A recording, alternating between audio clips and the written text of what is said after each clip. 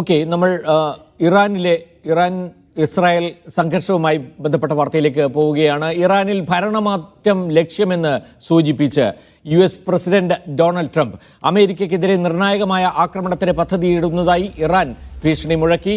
വിവിധ ഇസ്രായേൽ നഗരങ്ങളിൽ വീണ്ടും ഇറാന്റെ മിസൈലുകൾ വീണു. ഇറാൻ വിദേശകാര്യമന്ത്രി റഷ്യൻ പ്രസിഡന്റ് വ്ളാദിമിർ പുടിനുമായി ഇന്ന് കൂടിക്കാഴ്ച നടത്തും. സുഹൈൽ ചേരുന്നു ന്യൂസ് ഡെസ്കിൽ നിന്ന്. സുഹൈൽ, എന്തൊക്കെയാണ് ഏറ്റവും ഒടുവിൽ ഇറാൻ ഇസ്രായേൽ സംഘർഷവുമായി ബന്ധപ്പെട്ട യുദ്ധവുമായി ബന്ധപ്പെട്ട് നമുക്ക് നൽകാൻ കഴിയുന്ന വിവരങ്ങൾ?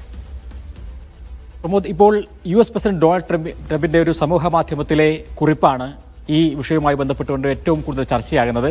ഇറാനിൽ ഭരണമാറ്റം ഞങ്ങൾക്ക് ലക്ഷ്യമില്ല എന്നെല്ലാം അമേരിക്കൻ ഭരണകൂടം പറഞ്ഞിരുന്നെങ്കിലും ഇപ്പോൾ അദ്ദേഹത്തിന്റെ ട്വീറ്റ് പറയുന്നത് മികക്കു വേണ്ടി ശ്രമിക്കും എന്നുള്ളതാണ്. മേക്ക് അമേരിക്ക ഗ്രേറ്റ് എഗെയിൻ എന്ന് പറഞ്ഞതുപോലെ മേക്ക് ഇറാൻ ഗ്രേറ്റ് എഗെയിൻ എന്നുള്ളതിനു വേണ്ടി അവിടെയുള്ള ഭരണാധികാരികൾ കഴിയില്ല എങ്കിൽ ഞങ്ങൾ അതിന് ശ്രമിക്കും എന്ന ഒരു ട്വീറ്റുമായി ഇപ്പോൾ ഡൊണാൾഡ് ട്രംപ് രംഗത്ത് വന്നിരിക്കുകയാണ്. അതോടൊപ്പം തന്നെ അമേരിക്ക ഇറാനെതിരെ നടത്തിയിട്ടുള്ള 3 ആണവ നിലയങ്ങളിൽ നടത്തിയിട്ടുള്ള ആക്രമണങ്ങൾ അതിനൊരു തിരിച്ചടി ഉണ്ടാകും എന്ന് അമേരിക്ക പ്രതീക്ഷിക്കുന്നുണ്ട്. അടുത്ത ഒരു 24 മണിക്കൂർ വളരെ നിർണായകമാണ് എന്ന് വൈറ്റ് ഹൗസിലെ വൃത്തങ്ങൾ തന്നെ സൂചിപ്പിക്കുകയാണ്. ഏത് തരത്തിലാണ് ഇറാൻ തിരിച്ചടിക്കുക എന്ന് പ്രതീക്ഷിച്ചിരിക്കുകയാണ് അമേരിക്ക. 2 പ്രസ്താവനകൾ വന്നു. ഇറാന്റെ പരമോന്നത നേതാവ് ആയത്തുള്ള അലി ഖാംനായുടെ ട്വീറ്റാണ് അതിൽ ഒന്നാമത്തേത്. സയനിസ്റ്റ് ഭരണകൂടത്തിനും അതിന് പിന്തുണ നൽകുന്ന ആളുകൾക്കും അതിശക്തമായ മാരകമായ തിരിച്ചടി തന്നെ നൽകും എന്ന് ഇറാന്റെ പരമോന്നത നേതാവ് ആയത്തുള്ള അലി ഖാംനായി വ്യക്തമായി തന്നെ പറയുന്നു. മറ്റൊന്ന്, ഇറാൻ മാധ്യമങ്ങൾ പുറത്തുവിട്ട ഒരു വീഡിയോ ആണ്. അതിൽ ഇറാന്റെ സൈനിക നേതാക്കളെല്ലാം ഒരുമിച്ചിരുന്നു കൊണ്ട് നിർണായകമായ ഒരു ആക്രമണം ഞങ്ങൾ കോപ്പുകൂട്ടുകയാണ് എന്ന് തന്നെ പറയുന്നു. ഇന്ന് ഇസ്രായേലിന് നേരെ ഇറാന്റെ മിസൈലുകൾ വീണിരിക്കുന്നു. മണിക്കൂറുകൾക്ക് മുമ്പാണ് 2 നഗരങ്ങളിൽ, ഒന്ന് അഷ്ദോദാണ്, മറ്റൊന്ന് ജെറുസലേമാണ്. ഇസ്രായേലിൽ നിർണായകമായ വളരെ പ്രധാനപ്പെട്ട ആളുകൾ തിങ്ങിപ്പാർക്കുന്ന നഗരങ്ങൾ. ആ 2 നഗരങ്ങളിലും ഇറാന്റെ മിസൈലുകൾ വീണിരിക്കുകയാണ്. ഇതിൽ കൂടുതൽ നാശനഷ്ടങ്ങൾ ഉണ്ടായി എന്ന് ടൈംസ് ഓഫ് ഇസ്രായേലും വൈലറ്റ് ന്യൂസ് അടക്കമുള്ള ഇസ്രായേലി മാധ്യമങ്ങൾ പറയുന്നു.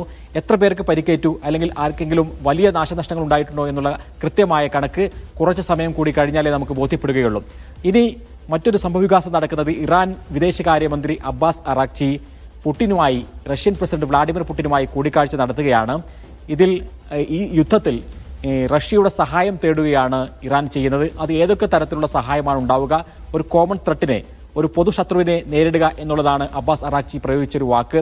അങ്ങനെയാണെങ്കിൽ ഈ യുദ്ധത്തിൽ ഏതൊക്കെ തരത്തിൽ റഷ്യക്ക് സഹായം നൽകാൻ സാധിക്കും? അത് ആയുധങ്ങളാണോ അല്ലെങ്കിൽ വേറെ ഏതെങ്കിലും തരത്തിലുള്ളതാണോ?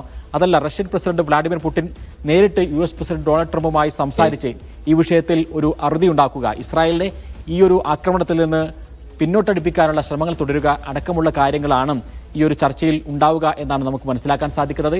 ഏതായിരുന്നാലും സംഘർഷം അതിന്റെ മൂർധന്യാവസ്ഥയിലേക്ക് തന്നെ പോകുന്ന സൂചനകളാണ് ഇറാൻ നൽകുന്നത്. ശരി.